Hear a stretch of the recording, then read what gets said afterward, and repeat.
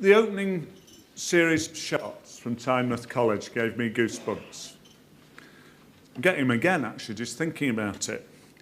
And obviously it was the sport in all of that made me feel something.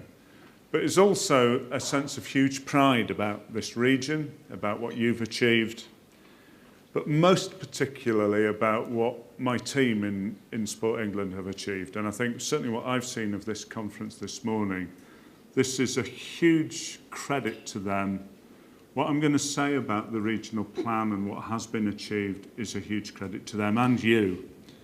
And all those pointers Jenny gave us about being effective, about being clear, about being efficient, I would add one thing, and that is being emotional. And so what I'm going to say to you this morning could, for me, be quite emotional. The last 4 years have been characterised by the regional plan. We called it Life's Out There. It is my contention that we have achieved a lot, but that we've learned even more.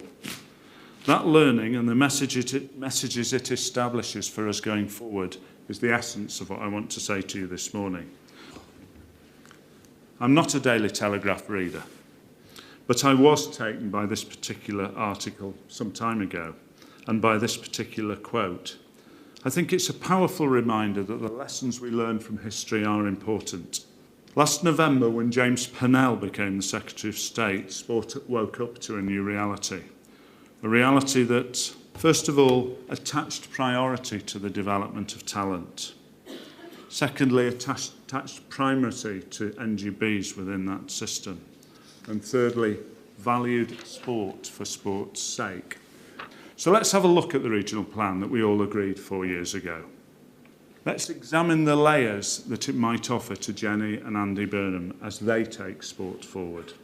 The regional plan set out 3 critical success factors and 4 strategic priorities. Within each of those areas, a number of measurable targets were set. You're all familiar with them.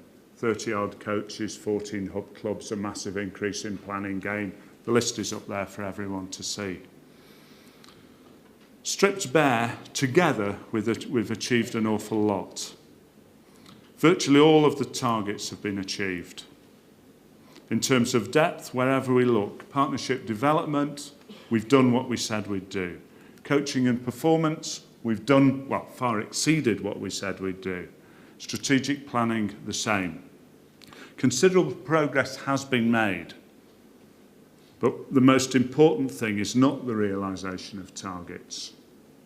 It's the lessons we've learned in achieving them. There are many, but I would like to suggest 5. First of all, then, coaching. Critical element of the regional plan. Since that date we published the regional plan, we've invested £5.5 million in coaching. It's our single biggest investment area. The coaching targets were considered ambitious. Every single one has been surpassed.